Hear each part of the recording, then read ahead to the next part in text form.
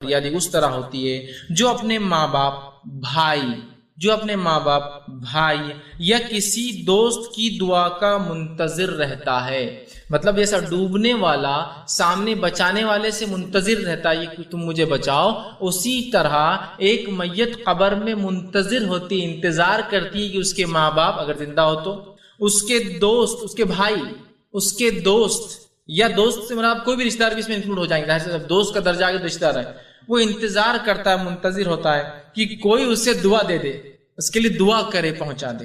تو آپ منتظر رہتا ہے، جب اسے دعا پہنچتی ہے تو اسے دنیا کی ہر چیز سے زیادہ محبوب ہوتی ہے. اور جب اسے کوئی دعا دیتا ہے، اللہ میرے دوست کی مغفرت کر، میرے چچا کی مغفرت کر، میرے ماموں کی مغفرت کر، میرے والدین کی مغفرت کر، میرے جو بھائی کی مغفرت کر، اللہ ان مسلمانوں کی مغفرت کر، اللہ ان شہداء کی، آپ جب بھی کرتے ہیں تو وہ انسان کو اتنی خوشی ہوتی ہے، یا اس کا معنی ہوتا ہے خوشی ہوں گی روز قیامت، چونکہ اب تو وہ عالم برزخ میں، یا واللہ عالم چونکہ غیب کا معاملہ ہے، اتنی خوشی ہوتی ہے جتنی خوشی دنیا میں کسی چیز کے پانے سے انسان کو نہیں ہوتی ہے. تو کیا ہم اپنے میت کے لیے دعا نہیں کریں گے؟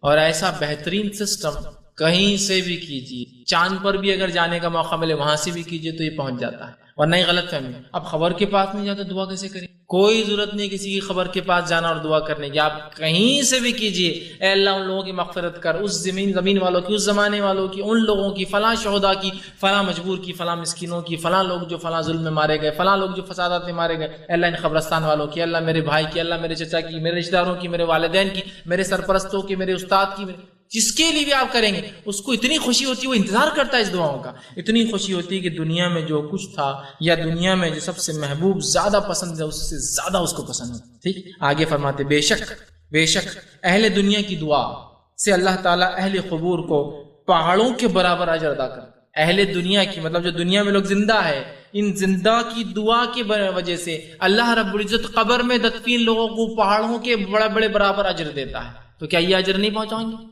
کوئی دوسرے پہنچانے کے چکر میں لگے ہیں، یہ ہے جو پہنچتا ہے، یہ پہنچ رہا ہے. تو پہاڑوں کے برابر اجر اللہ سبحانہ تعالیٰ ان کو پہنچاتا ہے. مردوں کے لیے زندوں کا بہترین تحفہ ان کے لیے استغفار ہے. مردوں کے لیے سب سے بہترین گفٹ جو آپ دے سکتے ہیں تحفہ، وہ ان کے لیے استغفار کا معنی کیا ہوتا ہے؟ ان کے لیے دعا کرے اللہ ان کے گناہوں کو معاف کر، ان کے درجوں کو بلند کر، انہیں جنت میں اعلیٰ مقام دے. اسے کہتے ہیں استغفار. تو سب سے بہترین گفٹ جو میت کو آپ دے سکتے اور جو میں دے سکتا ہوں زندہ ہونے کے ناطے، وہ کیا ہے؟ دعائے مغفرت. یہ کہاں ہو رہی ہے؟ یہ سب ملتا ہے، جو نہیں ملتا ہے اس کے چکر میں لگے، چیئیں اور چنے اور کھجور اور قرآن اور کیا کیا ہم کر رہے ہیں. یہ ہے جو ملتا ہے. یہاں کہیں اب تک آیا قرآن پڑھ دے تو مل جاتا ہے، 2 رکعت نفل پڑھ دے تو مل جاتا ہے؟ آئے گا اب تک؟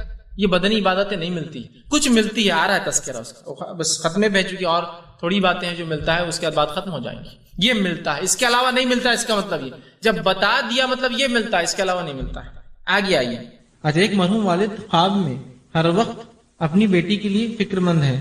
بیٹی حالانکہ شادی شدہ ہے، ایسا کیوں ہو رہا ہے؟ اس بارے میں بیٹی کو کیا کرنا چاہیے؟ تو دیکھیے ایسا خواب میں ہوتا ہے کہ کبھی کبھار انسان اپنے مردوں کو، میت کو دیکھتا ہے جو کبھی خوش ہوتے ہیں کبھی غمگین ہوتے ہیں، لیکن بہرحال اس سے نہ کوئی شریعت میں تبدیلی آتی ہے، نہ اس سے یہ پتا چلتا ہے کہ وہ اچھے حال میں یا برے حال میں. بہت سے لوگ کیا کرتے ہیں، کسی کا انتقال ہوتا ہے کہ خواب میں آئے نہیں آئے، کیا ہو رہا کہ کیا معلوم ان کے ساتھ، پھر خواب میں آئے نہیں آئے، کیا ہو رہا کہ کیا معلوم ان کے ساتھ، سب سے پوچھتے پھرتے ہیں دوسرے دن تیسرے دن، یا پھر خود وہ بیچارہ غم میں آ کے پوچھتے آئے تھے کہ ابا خواب میں آئے تھے کہ تمہارے شوہر خواب میں نہیں آئے، کیا حالت ہو رہی ہے کیا معلوم. کہ تو خواب میں آئے تو بولے جنت چلے گئے، خواب میں نہیں آئے تو بولے ابھی ان کا سوال و جواب کا سیشن چالو ہے. یہ سب خرافات ہے، یاد رکھیں، یہ سب خرافات، فالتو باتیں. تو اگر کسی بیٹی کی خواب میں اس کے والد پریشان حال آ رہے ہیں تو بہرحال اس سے نہ کوئی شریعت میں تبدیلی آئیں گی، نہ کوئی مسئلہ ہے. خواب ہے اور ہر خواب کا سچ ہونا ضروری نہیں. دوسرا یہ یقینی بات بھی نہیں کہ وہ آپ کے والد ہی ہو، تو شیطان بھی ان کی شکل میں آ سکتا ہے. صرف اللہ کے رسول ایک ایسی ذات ہے جس کی شکل میں شیطان خواب میں نہیں آ سکتا. ہو سکتا ہے اگر آپ کو خرافات اور بدعت کر رہا ہے. ایسی ہوتا ہے اکثر خوابوں کے ذریعے بڑے بڑے لوگوں کو شیطان نے بہکایا. خواب میں آیا خبر پکی کر دو، خواب میں آیا خبر میں نیا کفن رکھ لا کر، خواب میں آیا خبر پہ پارٹی لگا دو، خواب میں آیا کہ اس پہ تعمیر کرو، خواب میں آیا کہ اس پہ جو ہے مجاوری شروع کر دو، خواب میں آیا کہ منتیں پوری کر رہے ہیں. یہ خوابوں پہ اعتماد مت. تو آئے غم زدہ اللہ سے دعا کیجیے کہ اللہ ان کی مغفرت کر، رحم کر، اچھا معاملہ کر، لیکن اس سے کوئی ان کے پریشان ہونے سے جنت اور جہنم کا معاملہ نہیں ہے. اس سے کوئی گھبراہٹ مت رکھیے، اس سے کوئی شریعت اور دین کا تعلق نہیں ہے. ہو سکتا ہے آ رہے ہو خواب میں، اور خواب کبھی کبھی نفسیات سے بھی آتے ہیں. آپ بار بار سوچ رہے ہوں گے تو وہی خواب میں آپ کو دکھ رہا ہوتا ہے نا. کبھی نفسیات سے بھی خواب آتے ہیں. تو یہ سب چیزیں آپ مت سوچیے زیادہ.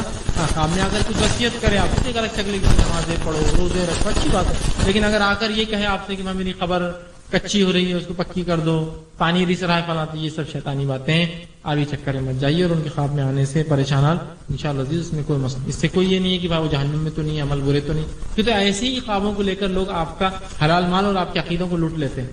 والد خواب میں آ رہے نا، اس کا مطلب ہے کوئی نیک انسان کو تم صدقہ اور خیرات کرو. دیکھو تم کو آس پاس بہت سامنے بھی ایک ہے، دینا ہے دیجیے آپ، مطلب وہ کر سکتے آپ، سمجھے آپ.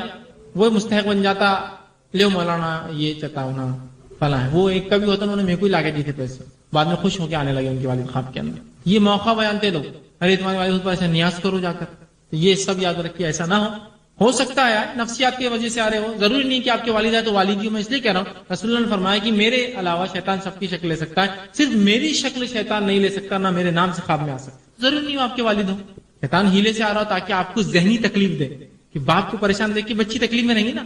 تو اس میں کچھ مت کیجیے، کروٹ بدل لی خواب میں سے اٹھ گئے تو اعوذ باللہ من الشیطان الرجیم، کروٹ بدل کر سو جائیے. ادھر سو رہے تو ادھر سو جائیے، ادھر سو رہے تو ادھر سو جائیے. اس پر دھیان مت دیجیے، انشاءاللہ کوئی مسئلہ نہیں ہو. میت کو گناہ ملیں گا.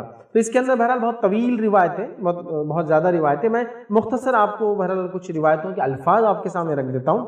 عبداللہ بن عمر رضی اللہ عنہ فرماتے اور کہتے ہیں کہ رسول اللہ صلی اللہ علیہ وسلم فرمایا بلا شبہ میت کو اس کے گھر والوں کے رونے کی وجہ سے عذاب ہوتا ہے.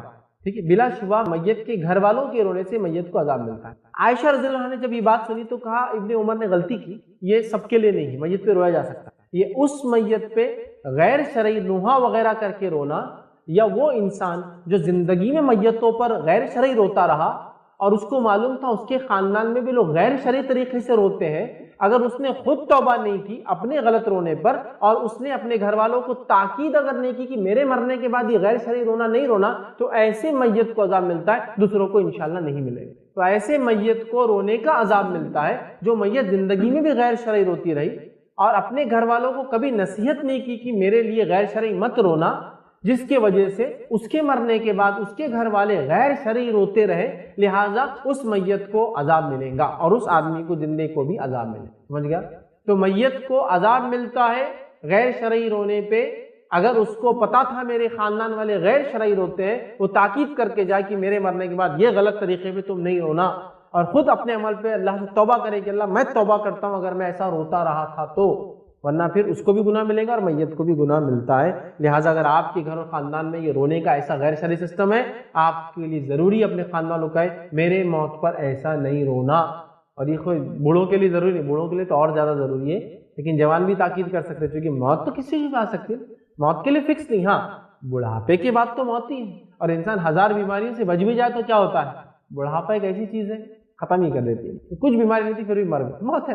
بہرحال ہزار بیماریوں سے بچ بھی جائے تو بڑھاپا تو ہے ہی. بہرحال تو سب کو تاکید کرنا چاہیے گا گھر میں ایسا سسٹم ہے تو. کیا مسئلہ ہے اس کے اندر خاندان ایسا نہیں بولے 7 خاندان دیکھنا چاہیے. اور بھائی 7 خاندان کہاں سے دیکھیں گے؟ اور کس کو پتا ہے؟ میں پوچھتا ہوں اتنے مجمع میں، اور جو میری بات سن رہا ہے اپنے 7 خاندان میں بتاؤ 7 پیڑھیوں میں کون کون تھا. بہت سو کو تو اپنے دادا کا نام بھی نہیں معلوم ہوگا کیا ہے، باقی تو چھوڑ دیجیے دوسری چیز. 7 خاندان 10 خاندان، ارے کیا ہے میرے ابھی حالات دیکھو پریزنٹ کیا سچویشن. 7 خاندان میں فرعون بھی ہوں گا کسی کا، لیکن با ایمان ہوگا کوئی مسئلہ. لوگ اللہ کے رسول جب اس طرح سے ہمارے باپ کو ہمارے رشتہ داروں کو بولا جاتا ہے ہمیں دکھ ہوتا ہے. تو نبی اکرم صلی اللہ علیہ وسلم نے لوگوں سے کہا لوگوں اپنے مردہ کو برا مت کہو، اس سے زندہ کو تکلیف مت کہو. جب وہ خاندان مسلمان ہو گئے تو کس نے دیکھا؟ عبداللہ بن ابی ابن سلول جو ہے منافق سردار تھا، لیکن ان کے بیٹے عبداللہ، بیٹے کا نام بھی عبداللہ تھا، باپ کا نام بھی عبداللہ، تو عبداللہ بن عبداللہ مسلمان تھے اور بہت ہی بہترین صحابی تھے. اولاد کے حقوق، اس عنوان کے تحت کچھ باتیں رکھنے کی کوشش کروں گا.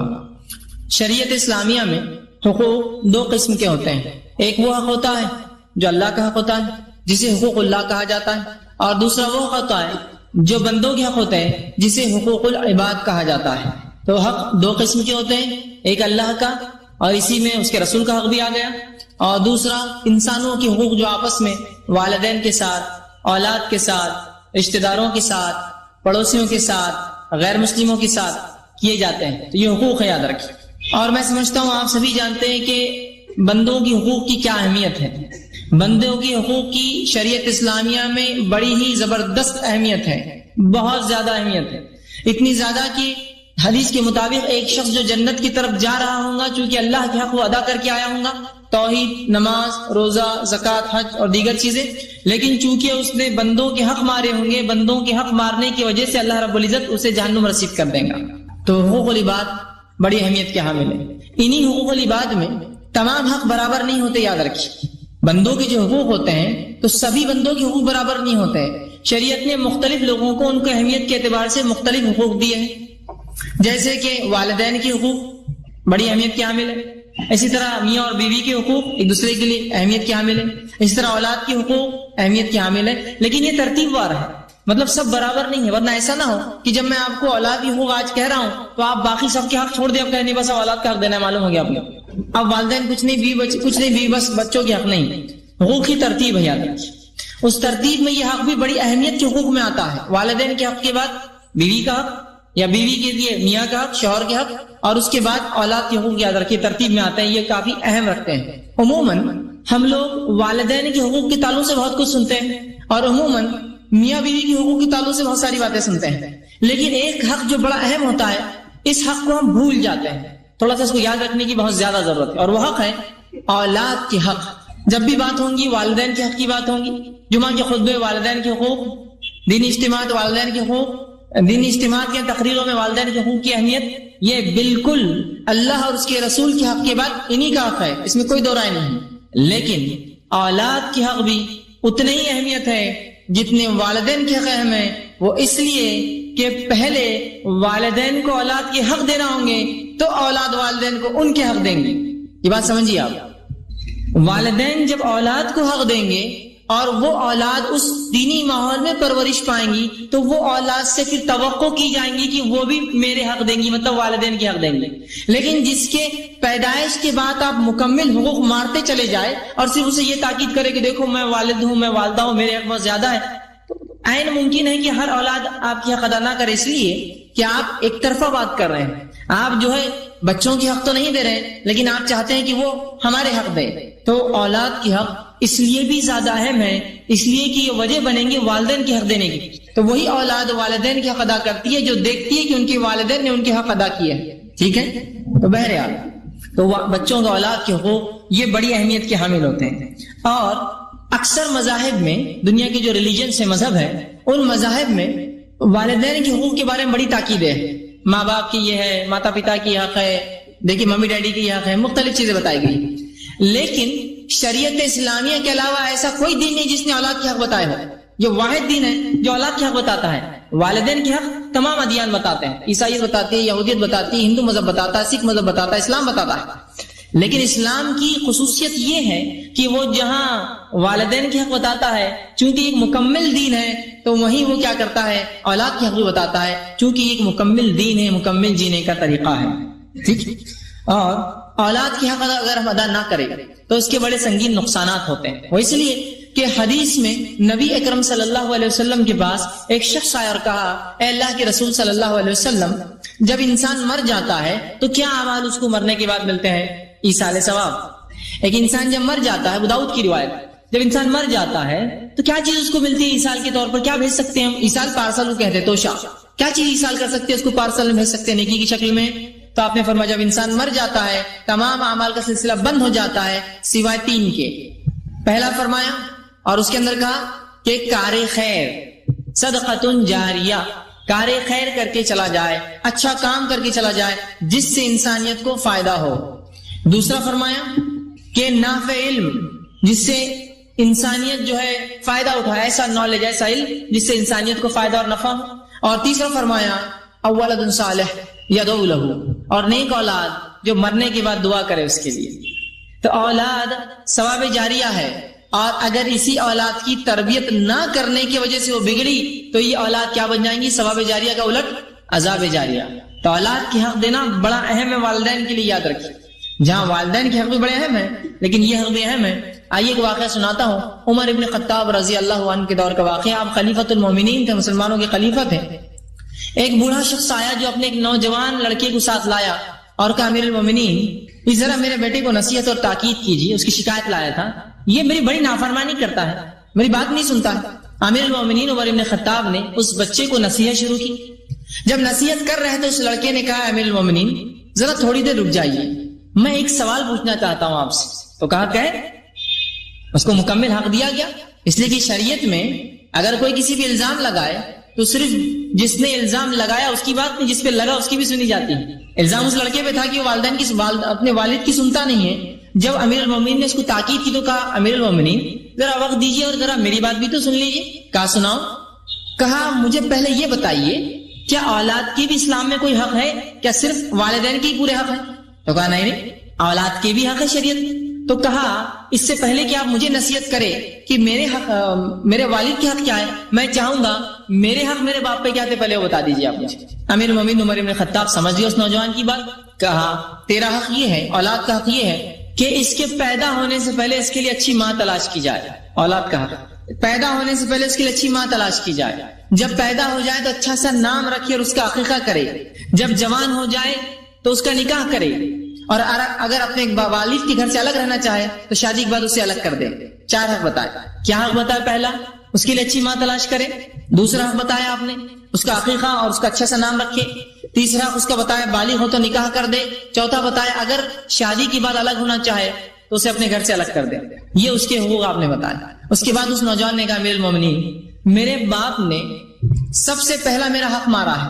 تو اس نوجوان نے کہا امیر المومنین اس میرے والد نے سب سے پہلے جو میرا پہلا حق تھا کہ میرے لیے اچھی ماں تلاش کرے، اس نے ایک مجوسیہ سے شادی کی، میرا پہلا حق مار دیا۔ ایمان با ایمان ماں ہوتی سیکھی ہوتی الگ بات ہے، اس نے پہلا حق مارا میرا، مجوسیہ سے شادی کی، جس کی وجہ سے میں دین اور اسلام اور فطرت نہیں جان سکا۔ اس کے بعد جب میں پیدا ہوا تو اس نے میرا نام جو میرا حق تھا وہ بھی مارا مجھ سے، اور میرا نام رکھا گبریلا۔ گبریلا سمجھتے؟ گوبر کے اندر کیڑا ہوتا کالا بڑا، تو کہا میرا نام رکھا گبریلا، میرا دوسرا حق بھی مارا اس نے۔ تیسرا یہ کہ اس نے میرا نکاح نہیں کرا اب تک، حالانکہ میں بالغ ہو چکا ہوں۔ تو اس کے بعد امیر المومنین عمر بن خطاب نے اس لڑکے کو نصیحتیں کی، کہا تم جاؤ، جو لڑکا چلے گا تو اس کے باپ کو بلا اور کہا بچپن میں تو تم نے اپنے بیٹے کے پورے حق مار لیے، اب بڑا ہونے کے بعد بڑے آئے میرے سامنے اس کی وہ شکایت لے کر کہ وہ تمہارا حق نہیں دے رہا ہے، وہ تمہارا حق کیسے دے گا جبکہ بچپن میں تم نے اس کے پورے حق مار لی۔ بات سمجھے؟ امیر المومنین نے اس والد کو بھی نصیحت کی، جہاں اس بیٹے کو بھی نصیحت کی، صرف یہ نہیں کہا کہ بیٹے کہاں بہت اچھا کام کر رہے ہو تم، باپ کے خلاف جا رہے ہو اس نے حق نہیں دیا، نہیں، اس کو بھی نصیحت کی کہ باپ سے غلطی ہوئی، باپ کو بھی نصیحت کی کہ تم اپنی جو ہے جوانی میں سب کچھ کر بیٹھے، جو اس کے حق تھے پورے مار لیے، اور آج آئے میرے پاس کمپلین لے کے جب وہ تمہارے حق نہیں تھا، پہلے اس کے حق تم بچپن میں دیتے تو وہ بھی تمہارے حق آج بڑھاپے میں واپس لوٹاتا۔ اس لیے میں نے کہا اولاد کے بڑے اہم ہیں، اس لیے کہ اس ہاتھ دیں اور اس ہاتھ لے والا معاملہ ہے، والدین اولاد کے حق دیں گے، اولاد والدین کے حق دیں گے، لیکن اس کا ہرگز مطلب یہ نہیں کہ والدین نہ دے تو اولاد بھی نہ دے، میں بالکل یہ نہیں کہنا چاہ رہا، یہ بالکل نہیں کہہ رہا ہوں میں، یہ بالکل اپنے ذہن میں بات رکھیں۔ تو اولاد کے شریعت نے بڑے حقوق بتائے، اور شریعت نے اولاد کے اتنے زیادہ حق بتائے کہ میرے لیے ممکن نہیں کہ میں پورے حق آپ کے سامنے رکھوں۔ میں نے اولاد کے حقوق پر بات کرنا بھی پسند نہیں کرے گا، اس بچی سے پوچھیں گا کیوں قتل کی گئی، اللہ جانتا ہے کیوں کی گئی، لیکن ان کو رسوا کرنے کے لیے اللہ پوچھیں گا اس بچی سے۔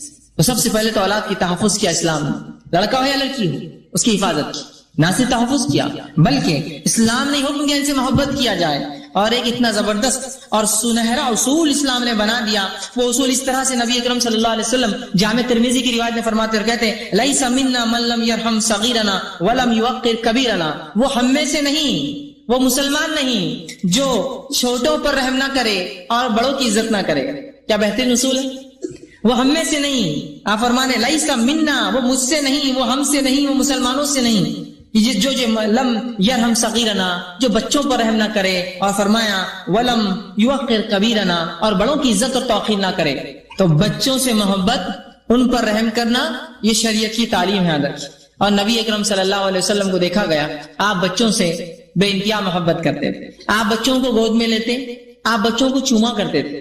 اسی طرح آتا ہے کہ حسن اور حسین رضی اللہ عنہما یہ دونوں اللہ کے رسول صلی اللہ علیہ وسلم کے نواسے تھے، آپ جانتے ہیں، اور آپ صلی اللہ علیہ وسلم جب نماز پڑھتے تو یہ نماز میں آ جاتے جبکہ ان کے نانا امامت کرتے ہوتے، آپ سے فرض نماز پڑھاتے ہوتے، صحابہ جماعت میں ہوتے، اور آ کے نبی اکرم صلی اللہ علیہ وسلم کے کاندھوں پر بیٹھ جاتے، روایت میں آتا کبھی دونوں طرف پیر ڈال کے گردن پہ بیٹھ جاتے، اور صحابہ جو پیچھے ہوتے ایک مرتبہ فرماتے ہیں کہ آپ صلی اللہ علیہ وسلم اتنا لمبا سجدہ کیا، ہم کو لگا اللہ کے رسول کی وفات تو نہیں ہو گئی، انتقال تو نہیں کر گیا، تو ایک صحابی کہتے ہیں جو ہے خاموشی سے اپنا چہرہ اٹھائے تھے کہ معاملہ دیکھیں گے کیا ہوا، اور جب چہرہ اٹھا کے دیکھا تو حسن سر پہ سوار ہے، آپ سب سجدے میں اور وہ سر پہ بیٹھے ہوئے۔ جب نماز ہوئی تو اس کے بعد میں گیا اور جا کر تھوڑا سا تنبیہتاً کا ایسا کرتے نانا کے ساتھ، تو آپ صلی اللہ علیہ وسلم نے کہا نہیں اسے مت ڈانٹو۔ میں نے یہ سوچا جو بھی نماز میں میرے پیٹھ پر سوار ہوا تو میں نے یہ سوچا چلو یہ بھی تھوڑا گھوڑے کا مزہ لے لے، بچوں کی عادت ہوتی ہے نا، کوئی جھک گیا تو گھوڑا بیٹھ جاتے، تو کہا میں نے بھی سوچا تھوڑا مزہ لے لے میری پیٹھ کا، گھوڑے بیٹھنے کے عادی ہوتے میری پیٹھ کا تھوڑا سا مزہ لے لے بچے، اس لیے میں نے تاخیر کی، تو اس کو مت ڈانٹو، میں نے اس کو یہ اختیار دیا تھا۔ تو آپ نے نماز کو جو ہے تاخیر کر دی جب بچہ آ کر بیٹھ گیا، اتنا رحم، اندازہ لگائیے دین اور شریعت کا معاملہ۔ تو اولاد کی شریعت نے بڑے حق دیے کہ فرض عبادت میں بھی ایک بچہ آ کے سر پہ بیٹھا تو آپ نے اس کو برا بھلا نہیں کہا، اسے ڈانٹا ڈپٹا نہیں، پھٹکارا نہیں، کہا ٹھیک ہے بچہ ہے بیٹھ گیا کیا معاملہ ہے۔ سمجھ رہے ہیں بات کو؟ شریعت نے بڑے حقوق دیے، ٹھیک، اور یہ حقوق بڑے اہم ہیں، اور ان کی اہمیت اس سے بھی پتہ چلتی ہے کہ اولاد کی پیدائش سے پہلے اسی حقوق چالو ہوتے ہیں، باقی تمام حق اس عمل کے بعد ہوتے ہیں۔ میاں بیوی کے حق کب ہوں گے؟ جب انسان شادی کریں گا۔ والدین کے حق کب دیں گے آپ؟ ظاہر سی بات ہے والدین پہلے، آپ بعد میں آئیں گے جب والدین کے حق دیں گے آپ، ٹھیک۔ پڑوسیوں کے حق کب دیں گے؟ جب پڑوسی ہوں گے آپ کے۔ رشتہ داروں کے حق کب دیں گے؟ جب رشتہ دار ہوں گے آپ کے۔ جیسے آپ کہیں باہر ملک میں رہتے رشتہ دار نہیں تو کیا حق ان کے؟ کچھ بھی نہیں ہو، آج جب یہاں آئیں گے تو یہاں دیں گے۔ لیکن اولاد کی حق کی اہمیت شریعت نے اتنی رکھی کہ ان کے پیدائش سے پہلے ان کے حق شروع ہو جاتے ہیں، یہ ابھی ہوئے بھی نہیں تو ان کے حقوق شروع ہو جاتے ہیں پہلے سے، اتنی اہم ان کے حق ہے۔ آئیے ایک کے بعد ایک میں نکاتی شکل میں آپ کے سامنے اولاد کے حق رکھنے کی کوشش کرتا ہوں، جو میں نے انتخاب کی، جس کو میں نے اہم سمجھا، وہ اس سے زیادہ شریعت نے حقوق بتائے۔ پہلا حق جو اولاد کا ہے، جب سے سب سے اہم اور ترتیب میں سب سے پہلے آتا ہے، یہ اسٹیپ وائز اگر گئے تو سب سے پہلے آتا ہے، وہ یہ ہے کہ اس کے لیے اچھی والدہ کا انتخاب۔ اولاد کا پہلا حق یہ ہے کہ اس کے لیے اچھی ماں کا انتخاب کیا جائے، اچھی ماں کا انتخاب، سمجھ رہے؟ یہ اس کا پہلا حق ہے، جس نے یہ حق نہیں دیا اس نے اس کا ایک پہلا حق مارا اپنی اولاد۔ اور انتخاب کے اندر کیا ہو ہمارے انتخاب کی وجہ، ہم کسی کو اگر کسی لڑکی کو اپنے نکاح میں لے جو کہ بیوی میری بنیں گی، لیکن ہونے والی اولاد کی ماں ہے جو کہ اس کا پہلا حق ہے اچھی ماں، تو اس کے لیے میں کیا دیکھوں گا؟ اس کے تعلق سے متفقہ علیہ روایت ہے، آپ صلی اللہ علیہ وسلم فرماتے ہیں عورتوں سے نکاح لوگ 4 چیزوں کی بنیاد پہ کرتے ہیں۔ پہلا، اس لیے نکاح کیا جاتا ہے کہ جو ہے اس کے جو ہے حسن و جمال کی وجہ سے، یا ولی مالہا، اس کے مال کی وجہ سے۔ لوگ جو انسان ہے 4 چیزوں کی وجہ سے لڑکیوں سے نکاح کرتے ہیں عورتوں سے۔ پہلا کرتے ہیں ولی مالہا، پیسے کو دیکھ کر، آئیں گی تو بہت کچھ لائیں گی، شادی کرو۔ دوسرا ولی جمالہا، اس کی خوبصورتی کی وجہ سے، میں خوبصورت ہے بہت تو شادی کر لو، باقی کچھ دیکھنے کی ضرورت نہیں، مالداری ہے وہ۔ تیسرا ولی حسبہا، ننیال ددیال بہت اس کا اونچا آلہ ہے، فلاں ددیال ہے، فلاں ننیال ہے، یہ دادا ہے، یہ نانا، یہ پردادا تھے اور یہ پڑنانا تھے، حسب کے لیے۔ اور چوتھا فرمایا ولی دینہا، اس کے دینداری کی وجہ سے۔ اے مسلمان نوجوانوں تمہارے ہاتھ خاک آلود ہو، حدیث کے الفاظ ہے، اے مسلمان نوجوانوں تمہارے ہاتھ خاک آلود ہو، تم دینداری کو سب سے پہلے جاننا۔ یہ مالداری، خوبصورتی، حسب نسب نہیں، تمہارے لیے سب سے اول چیز جس کو دنیا آخر میں لاتی ہے، اے مسلمان نوجوانوں سب سے پہلے اس کو دیکھنا، ولی دینہا، اس کے بعد سب کچھ ہے تو ٹھیک ہے، دین نہیں ہے تو پھر بیکار ہے معاملہ۔ تو پہلا حق کیا ہے اولاد کا؟ اس کے لیے اچھی ماں کا انتخاب۔ تو لوگوں کو شادی کرنے سے پہلے سیکھنا پڑے گا اولاد کے حق کیا ہے، اس لیے کہ پہلا حق اس کا مار دیں گے آپ اگر وہ ہو جائیں گے، یہ سب سے اہم حق ہے، اس کا یاد رکھیے۔ اب وہ لوگ تھوڑا غور سے سن لیں جو نکاح جو ہے دین کی بنیاد پر نہیں کرتے ہیں، جو لوگ دین کی بنیاد پر نکاح نہیں کرتے وہ سب سے پہلا گناہ یہ کرتے ہیں اپنی اولاد کا حق مارتے ہیں، کیونکہ اس کی ماں بے دین ہوگی۔ پورا ماحول ہی ہو گیا خوبصورت لڑکی چاہیے، سب کو وہ چاہیے جو ایک ہی رہتی ہو، سب کو وہ چاہیے، امی ویسی چاہیے، بیٹا اس کا تو معاملہ الگ ہی ہے، وہ تو نہیں ویسا نہیں تو اس جیسی کچھ ڈھونڈ کے لائیے، ہوتا ہے وہ ہیروئن، وہ اسٹار، وہ فلم اسٹار، وہ فلاں اسٹار، وہ اسپورٹ اسٹار، مجھے ایسی چاہیے۔ اب بیٹے وہ تو ایک ہے، نہیں آپ ایسی کوئی ڈھونڈ اس کی شباہت والی، پھر معاملہ تلاش شروع ہوتی ہے لڑکی کی۔ دینداری سب سے افضل ہے، چاہے گوری لڑکی ہو، چاہے کالی لڑکی ہو، چاہے موٹی لڑکی ہو، چاہے جو بھی ہو، تمام کے تمام اللہ کی مخلوق ہے نا، یاد رکھیے۔ اصل چیز ہے اس کی دینداری، اس لیے کہ اولاد کا پہلا حق ماریں گے آپ، یہ الگ بات ہے کہ آپ کا دین کا بیڑا غرق ہوگا بعد میں، وہ ایک الگ چیز ہے، لیکن آپ دوسرا کام غلط کرے اولاد کا حق مارتے ہیں۔ تو دینداری کو ہم ترجیح دیں اور لازم جانے اپنے نکاح میں، اس لیے کہ اولاد کا پہلا حق نکاح سے پہلے چالو ہوتا ہے۔ اس کے لیے اچھی ماں کی تلاش، یہ اس کی فرسٹ حق ہے، اس کو بیسک رائٹ اس کو دینا پڑے گا آپ کو۔ اور جو لوگ اپنے نکاح دین کی بنیاد پہ نہیں کرتے، در حقیقت اولاد کے حق مار رہے ہیں، یاد رکھیے۔ جن کی دین بنیاد نہیں ہوتی ہے، پہلے خوبصورتی بعد میں دین دیکھیں گے، پہلے مالداری بعد میں دین دیکھیں گے، پہلے حسب نسب بعد میں دین دیکھیں گے، اور اللہ ماشاءاللہ نمازی ہو تو پھر تو فرشتہ لڑکا اور لڑکی ہے، بہت بڑی بات ہے، نماز پڑھتے ہیں، ورنہ باقی جو دیکھا جاتا ہے لڑکے لڑکی میں وہ کیا ہے، یہ سب کچھ لڑکا ہے تو بس اس کی خوبصورتی تو نہیں، کتنا کماتا ہے، لاکھ روپیہ دے دو اٹھا کر. ارے وہ کبھی نماز، ارے نماز سے کیا ہوتا ہے، لاکھ روپیہ مہینہ کما رہا ہے، اس سے کیا ہوتا ہے، بعد میں نمازی ہو جائے گا، دیکھا جائے گا. ارے روزے کبھی نہ کہہ رہے، روزوں سے ہوتا کیا ہے، دیکھو انہوں بھی اسے نکتے، تمہارے باپ نے کبھی نہیں رکھے، اس سے کیا ہوتا ہے. پیسہ کتنا کما رہا ہے وہ، لاکھوں روپیہ دے دو، لاکھ روپے کا کیا. دوسرا ایک رشتہ، اس کا بھی، اس پہ بھی غور کر لیجیے، اس کی کیا خصوصیت ہے، وہ دیندار بچہ ہے. اچھا یہ کیا کماتا ہے بھائی، دیندار ہے ٹھیک ہے، اس سے کیا ہوتا ہے، دین سے کیا کماتا ہے، اس کی تنخواہ اتنی نہیں ہے، 20-25 کا. 20-25 سے کیا ہونے والا ہے، ادھر 75 کا لاس ہو رہا ہے مہینے، ادھر لاکھ کا رشتہ، ادھر 25 کا. نہیں وہ دین میں ہو جائے گا انشاءاللہ. اپنی بچی سدھار دیں گے، اس کو دے دیجیے. شریعت نے تو کہا پہلے دین کو دیکھو، بعد میں سدھارنے کا کہا. بہت سے نوجوان بولتے نہیں بعد میں لا کے سدھار لوں گا میں. ابھی خوبصورتی عشق مزاجی سے نکاح کر لیتے ہیں، عقیدہ اس کا جو بھی ہو، معاملات اس کی جو بھی ہو، خود ایک جماعت میں ہونے کا دعویٰ کرتے ہیں لیکن وہ اپوزٹ ہے تو وہ بھی چلیں گے، سب چلیں گا، خوبصورتی کے لیے سب دعووں پہ. اس کے بعد لانے کے بعد انشاءاللہ اپن سدھار لیں گے. پھر وہ کہاں سدھرتی ہے، وہ آپ کے بچوں کو بگاڑ دیتی ہے. آپ گھر سے نکلے پھر وہ شروع کر دے شرک اور بدعت، اور بولتی دیکھو ابا تو بولنا نہیں بیٹھے، بچے بھی کھا پی کے شرک بدعت کر کے، ابا تو کچھ نہیں ہوا، امی نے کچھ نہیں کرا، آج سب معاملہ اچھا تھا، کوئی فلاں نہیں ہوا، کوئی فلاں نہیں ہوا، کوئی خرافات نہیں ہے گھر میں. ہاں یہ ہوتا ہے. پھر تو دینداری کو سب سے بنیاد جانیے، اس لیے کہ پہلا حق اولاد کا، اس کے لیے اچھی ماں کا انتخاب ہے. ٹھیک. اسی طرح اولاد کا دوسرا حق یہ ہے کہ اس کے وجود میں آنے کے بعد پیدا ہونا اس کا حق ہے. یہ اولاد کا سیکنڈ بیسک رائٹ ہے. اگر اولاد وجود میں آ گئی ہے تو پیدا ہونا اس کا حق ہے. پھر یاد رکھیے، اب اس کو آپ ضائع نہیں کر سکتے، اب اس کو آپ ختم نہیں کر سکتے. یہ اس کا بیسک بنیادی حق ہے. اور اللہ رب العزت نے اس حق کو بار بار قرآن میں دہرایا، اور 2 بار تو جو ہے مفصل طور سے دہرایا. ایک آیت جو میں نے سورہ انعام سورہ نمبر 6 اس کی آیت نمبر 151 آپ کے سامنے تلاوت کی، وَلَا تَقْتُلُوا أَوْلَادَكُم مِّنْ إِمْلَاقٍ، اپنی اولاد کو مفلسی کی ڈر سے مت قتل کرو. اور دوسری جگہ فرمایا سورہ بنی اسرائیل سورہ نمبر 17 آیت نمبر 31 میں، اور فرمایا وَلَا تَقْتُلُوا أَوْلَادَكُمْ خَشْيَةَ مِنْ إِمْلَاقٍ، اپنی اولاد کو اس ڈر سے نہ مار دو کہ وہ کیا کھائیں گی. نَحْنُ نَرْزُقُهُمْ وَإِيَّاكُمْ، اور ہم ان کو بھی دیں گے اور ہم تم کو بھی دیں گے. اور فرمایا إِيَّاكُمْ إِنَّ قَتْلَهُمْ كَانَ قَطْعًا كَبِيرًا، اور ان کا قتل کرنا ایک بہت سنگین، بہت بڑا، بے انتہا بڑا جرم ہے. تو اولاد کا دوسرا حق ہے وجود میں آنے کے بعد پیدا ہونا. اب بہت سے لوگ کہتے ہیں کہ پھر ہر سال ہم اولاد کو پیدا کرے، ایک اولاد ہو تو پھر دوسری کرے. ٹھیک ہے، تو میں میرے الفاظ میں وجود میں آنے کے بعد شریعت میں جو جائز طریقے ہے اولاد کو، جس کو کسی جسمانی صحت کی وجہ سے یا تربیت کی بنیاد پر اگر انسان ایک اولاد سے دوسری اولاد میں تاخیر کرے، ڈسٹنس رکھنا چاہے، شریعت اس کی اجازت دیتی ہے. لیکن وجود میں آنے کے بعد ڈسٹنس نہیں، وجود میں آنے کے بعد پیدا ہونا اس کا حق ہے. انشاءاللہ عزیز 29 تاریخ کو میرا ایک تفصیلی عنوان ہے فیملی پلاننگ، جو انشاءاللہ اسی بنیاد پہ ہوگا کہ یہ جو میں نے کہا وجود میں آنے سے پہلے کون سی چیزیں حلال ہے اور کون سی حرام ہے، انشاءاللہ اس میں رکھوں گا ضرور انشاءاللہ. لیکن وجود میں آ جائے تو پیدا ہونا اس کا فنڈامنٹل رائٹ ہے، اس کا حق ہے پیدا ہونا. ٹھیک ہے. تو یہاں اللہ رب العزت نے 2 جگہ اپنی آیتوں میں کہا کہ اولاد کو املاق، کیا کھلاؤ گے اس ڈر سے مت مارو، اس لیے کہ ہم تم کو بھی دیں گے اور ان کو بھی دینے والے ہیں، ان کو بھی دیں گے تم کو بھی دینے والے ہیں، ڈرو مت اس معاملے، ڈرو مت اس معاملے. تو دوسرا حق یہ ہے کہ اولاد جو اگر وجود میں آ جائے تو اس کے بعد جو ہے اس کو جو ہے پیدا ہونے دیا جائے، یہ اس کا دوسرا حق ہے. لیکن آج بہت خوبصورت ناموں سے اولاد کو قتل کرنا ہم نے ایک عام بات بنا لی. یہ بات آپ کو بری لگیں گی لیکن یہ سچی بات ہے. یہ اتنی سچ ہے کہ اس کو آج تو بہرحال نیوز اور میڈیا اور پیپر اسی گواہی دے رہے ہیں. ہم اس سے پہلے سے ایک چیز یاد رکھیے، اگر آپ کے سامنے کوئی چیز نہیں ہوتی تو اس کا مطلب یہ نہیں کہ وہ چیز معاشرے میں نہیں ہو رہی ہے.